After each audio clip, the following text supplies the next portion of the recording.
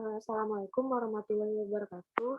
Eh, Perkenalkan, kami dari kelompok 8A yang beranggotakan saya sendiri, Grace Eka Putri, dan kedua rekan saya yaitu Hesti Marcelina dan Rima Dwi Tafiani. Kami akan menjelaskan tentang fisiologi darah.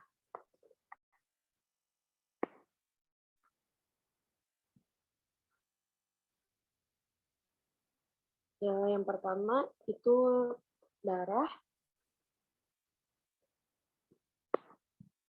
Lalu darah adalah cairan yang terdapat pada semua makhluk hidup kecuali tumbuhan tingkat tinggi yang berfungsi mengirimkan zat-zat dan oksigen yang dibutuhkan oleh jaringan tubuh, mengangkut bahan-bahan kimia hasil metabolisme, dan juga mempertahankan tubuh terhadap virus atau bakteri.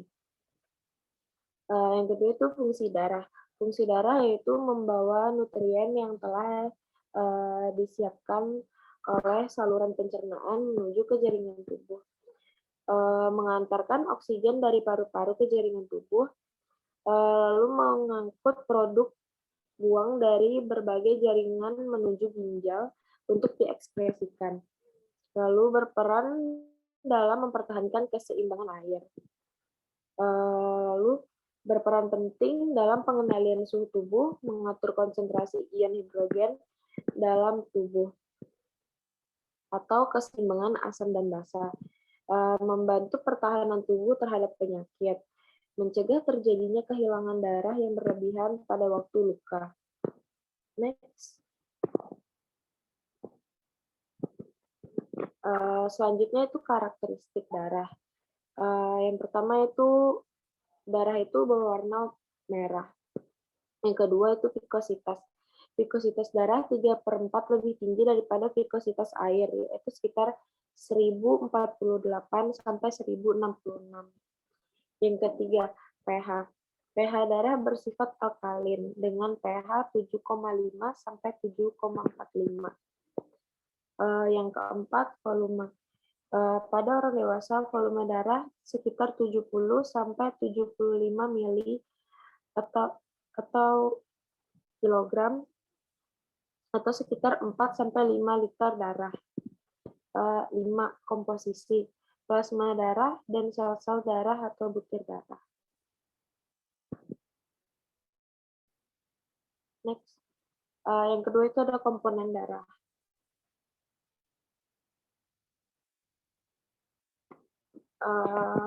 Komposisi darah yaitu terdiri dari yang pertama itu plasma darah. Protein plasma berfungsi sebagai pengatur tekanan osmotik darah, juga berperan dalam regulasi kesetimbangan fisiologis lainnya. Dapat membantu mengatur kesetimbangan pH darah.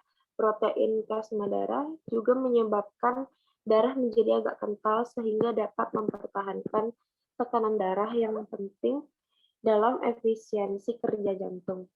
Selanjutnya itu yang kedua ada sel-sel darah atau butir darah atau bagian padat, kira-kira 45%, terdiri atas eritrosit atau sel darah merah, atau red blood cell, leukosit atau sel darah putih, atau white blood cell, dan trombosit atau platelet.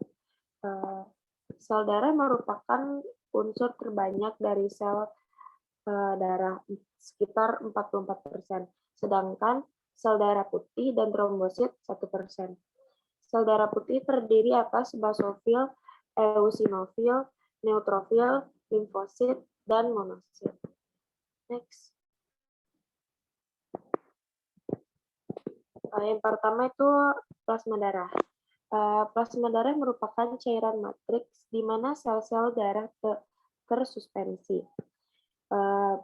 Penyusun plasma darah adalah air yang mengandung ion-ion dan molekul organik terlarut seperti protein. Protein yang terdapat dalam plasma darah adalah serum albumin, serum globulin, dan fibrinogen. Garam-garam organik anorganik terdapat dalam bentuk anion, yaitu Cl, CO3, HCO3, SO4, PO4, dan kation yaitu Na, K, Ca, Mg, dan Fe.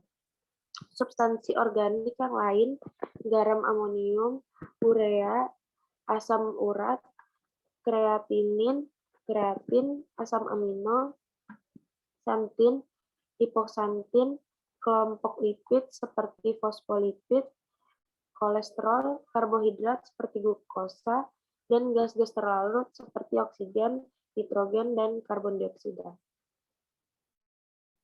Next. Sel-sel darah. Sel-sel darah itu terbagi dari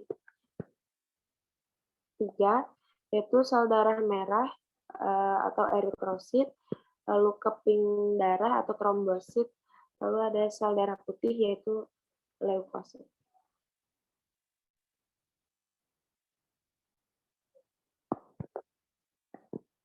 Sel darah yang pertama saya akan menjelaskan sel darah merah yaitu eritrosit.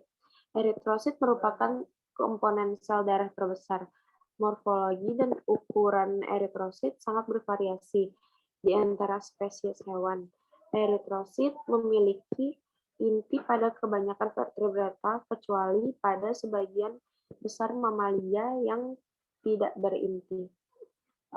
Bentuk eritrosit mamalia adalah bulat dan bikonkav, kecuali pada kelompok Camelidae yang berbentuk lonjong, sedangkan pada kebanyakan vertebrata lainnya berbentuk eritrosit dan lonjong. Sedangkan pada kebanyakan vertebrata lainnya berbentuk eritrosit adalah lonjong dan bikonveks.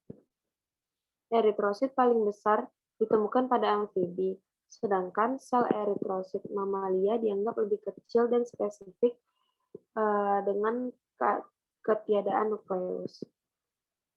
Membran sel pada eritrosit terdiri atas lipoprotein, kolesterol, cefalin, dan lecitin.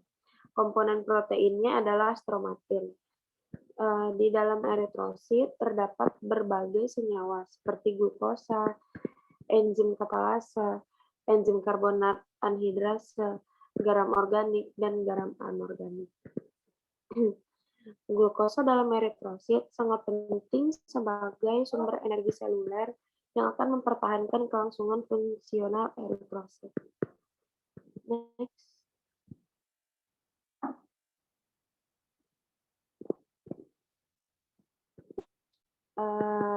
Selanjutnya akan dibacakan oleh rekan saya, oleh Rima Dwi Tafiati. Pada Rima, dipersilakan.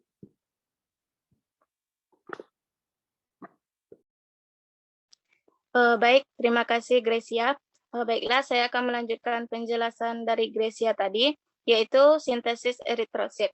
Awalnya, sel primordium untuk eritrosit yaitu proeritroblast atau hemositoblast dibentuk dari retikulum dalam sumsum tulang belakang. Sel-sel ini akan membentuk basofil eritroblast dan disertai dengan pembentukan hemoglobin di dalamnya. Selanjutnya, terbentuk eritroblast polikromatofil. Selanjutnya, pengecilan nukleus dan pembentukan hemoglobin sehingga terbentuk normoblast. Sitoplasma normoblast akan terisi hemoglobin secara progresif seiring peningkatan tahap sintesis hemoglobin di dalamnya dan saat kadar hemoglobin mencapai 34%. Nukleus normoblast akan mengalami autolisis dan absorpsi sehingga lenyap. Kemudian terbentuk retikulosit atau eritrosit muda yang masih mengandung substansi basofilik berupa serabut retikulum di dalam sitoplasmanya. Retikulosit berikutnya akan menjadi eritrosit.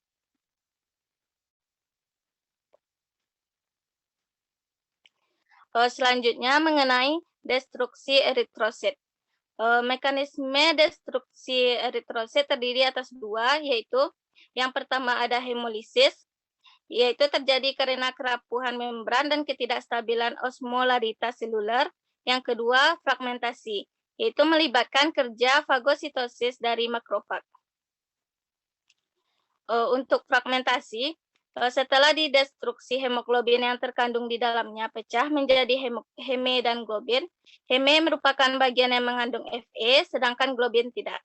Heme akan terurai menjadi bilirubin dan zat besi.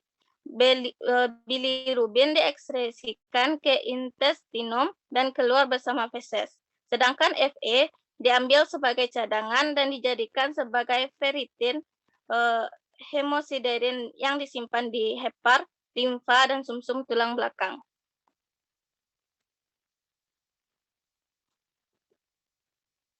Lanjut, Hes. Selanjutnya ada sel darah putih atau leukosit. Ciri-cirinya, yang pertama tidak berwarna, bentuk tidak tetap atau ameboid, yang ketiga berinti dan ukurannya lebih besar daripada sel darah merah. Leukosit terdiri atas dua kategori, yang pertama granulosit dan agranulosit. Kalau granulosit yaitu sel darah putih yang di dalam sitoplasmanya terdapat granula, terbagi menjadi eosinofil, basofil, dan neutrofil. Sedangkan agranulosit yaitu sel darah putih yang hanya memiliki inti satu lobus dan sitoplasmanya bebas dari granula, terdiri dari limfosit dan monosit.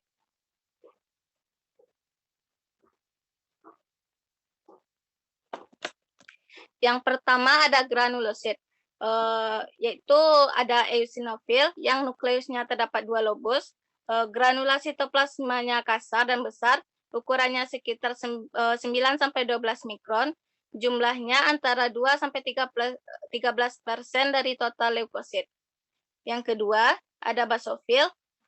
Ciri-cirinya, nukleusnya relatif besar, batas-batas lobus tidak jelas, ukuran rata-rata 10 mikron, jumlah paling sedikit yaitu sebesar 0,5%. Selanjutnya ada neutrofil yang memiliki ciri-ciri nukleusnya 3-5 lobus, granula sitoplasmanya halus, berukuran 9-12 mikron, jumlah terbanyak di antara seluruh jenis leukosit, yaitu sekitar 65-75%. Yang kedua ada agranulosit, yaitu leukosit monoklear. Yang pertama ada limfosit, yang memiliki ciri-ciri nukleusnya besar dan mendominasi isi sel, sitoplasmanya tidak bergranul, ukurannya sekitar 8-12 mikron, jumlahnya 20-25% dari total leukosit. Yang kedua ada monosit, yang dimana nukleusnya besar dan mirip sepatu kuda, sitoplasmanya tidak bergranul, ukurannya sekitar 12-15 mikron, dan jumlahnya sekitar 3-8% dari total leukosit. Selanjutnya ada keping darah atau trombosit. Trombosit memiliki bentuk agak bulat, tidak bernukleus, tidak memiliki warna, ukurannya sangat kecil, bahkan paling kecil di antara seluruh komponen seluler darah, yaitu sekitar 1-4 mikron. Kuantitasnya dalam darah manusia sekitar 250-400.000 per milimeter kubik darah. Trombosit disintesis dari sel induk di sumsum tulang yang kemudian berkembang menjadi megakarioblast. Dan peranan penting dari trombosit adalah dalam hal pembekuan darah dengan mekanisme spesifik, yaitu trombosit melepas substansi yang mengaktifkan kofaktor tromboplastin sekaligus merubah trombin menjadi tromboplastin. Yang kedua yaitu mempengaruhi retraksi atau pengerutan koagulum atau unit pembekuan. Selanjutnya saya kembalikan kepada moderator. Baik, terima kasih Rima. Selanjutnya itu akan ada penjelasan tentang hemoglobin dan akan dijelaskan oleh rekan saya Hesti Dwi Marcelina. Kepada Hesti dipersilakan. Baik, terima kasih Grace. Sebagai moderator, selanjutkan materi selanjutnya yaitu tentang hemoglobin.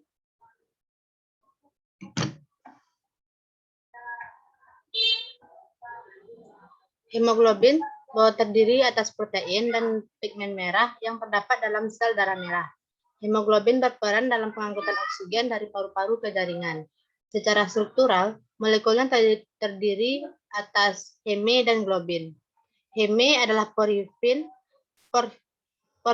yang mengandung Fe, berperan dalam hal peningkatan oksigen yang akan ditransfer dari darah ke sel-sel yang membutuhkan. Keberadaan hemoglobin dari eritrosit memberi warna merah pada darah. Yang kedua itu globin, yang terdiri dari 4 rantai polipeptida, yaitu 2 rantai polipeptida alfa dan 2 rantai polipeptida beta. Berikut struktur dari hemoglobin, yang terdiri atas heme dan globin. Selanjutnya, kadar hemoglobin. Kadar hemoglobin menjadi parameter yang penting bagi penentuan status normalitas fisiologis yang jika kadarnya rendah merupakan indikator adanya gangguan fungsional yang cukup signifikan. Batas normal nilai hemoglobin kira-kira 15 gram setiap mililiter darah dan jumlah ini disebut dengan 100%. Pada manusia, rendahnya kadar Hb disebut dengan anemia. Kadar hemoglobin normal bergantung pada usia, awal remaja, dan jenis kelamin. Cara mengukur kadar hemoglobin dalam darah kebanyakan dilakukan secara otomatis oleh mesin yang direka khusus untuk beberapa uji darah. Berikut tabel kadar Hb berbagai jenis hewan. Yang pertama, yaitu kuda memiliki kadar Hb 11-15 gram per mililiter. Yang kedua, serigala dengan 12 kadar Hb gram per mililiter darah.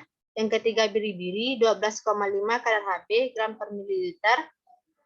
Yang keempat, anjing 10 gram per mililiter.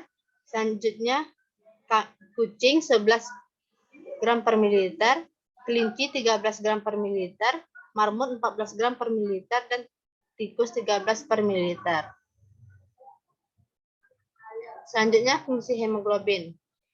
Fungsi hemoglobin yang pertama yaitu mengatur pertukaran oksigen dengan karbon dioksida dalam jaringan tubuh. Yang kedua, mengambil oksigen dari paru-paru, kemudian dibawa ke seluruh jaringan tubuh untuk dipakai sebagai bahan bakar. Yang ketiga, membawa karbon dioksida dari jaringan-jaringan tubuh sebagai hasil metabolisme ke paru-paru untuk dibuang. Yang keempat, sebagai dapur asam basa yang baik di dalam sel, dan yang kelima sebagai buffer oksigen di jaringan. Selanjutnya, derivat-derivat hemoglobin. Terdiri atas oksihemoglobin, yaitu hasil penggabungan Hb dengan oksigen atau HbO2. Yang kedua, ferrohemoglobin, yaitu Hb yang telah melepaskan oksigen atau Hb. Yang ketiga, metahemoglobin, berasal dari oksidasi oksihemoglobin dan ferrohemoglobin dengan adanya reaksi terhadap senyawa FeCN3. Selanjutnya, karboksihemoglobin yang terdiri dari reaksi antara Hb dengan karbon monoksida membentuk HbCO. Selanjutnya, sian metahemoglobin yang terbentuk dari reaksi metahemoglobin dan sianida atau Cn. Selanjutnya, sulfahemoglobin yang terdiri dari terbentuk dari reaksi antara ferrohemoglobin dengan H2S. Materi selanjutnya, kelainan fisiologi darah. Yang pertama itu babesiosis atau babesiosis canis. Babesiosis pada anjing disebabkan oleh babesiosis canis dan babesiosis gibsoni. Babesiosis canis adalah parasit protozoa darah yang menyerang eritrosit serta penururannya melalui gigitan caplak. B. canis pertama kali diidentifikasi oleh Pina dan Galli-Valiero pada 1895 di Italia. Secara morfologi, parasit darah ini menyerupai Babesiosis bigemina yang menyerang sapi dengan vektor caplak Dermacentor marginatus dan Ripicephalus sanguinesius. Selanjutnya anemia. Anemia merupakan keadaan saat jumlah sel darah merah dan jumlah hemoglobin atau protein pembawa oksigen dalam sel darah merah berada di bawah normal. Anemia menyebabkan berkurangnya jumlah sel darah merah atau jumlah hemoglobin dalam sel darah merah, sehingga darah tidak dapat mengangkut oksigen dan dalam jumlah sesuai dengan yang diperlukan tubuh.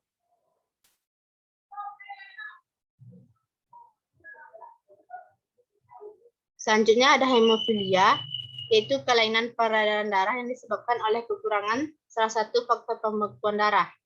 Yang keempat ada hemobartonelosis, yaitu disebabkan oleh mikroplasma hemocanis, parasit darah bergen positif yang biasanya menyerang sel darah merah atau eritrosit.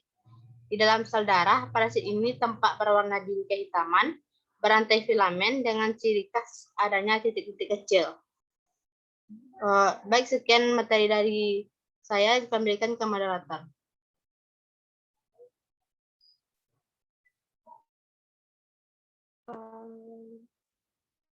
Terima kasih kepada Mbak Hesti. Sekian dari presentasi dari kami. Mohon maaf banyak kekurangan. Kami akhiri. Wassalamualaikum warahmatullahi wabarakatuh. Waalaikumsalam warahmatullahi wabarakatuh.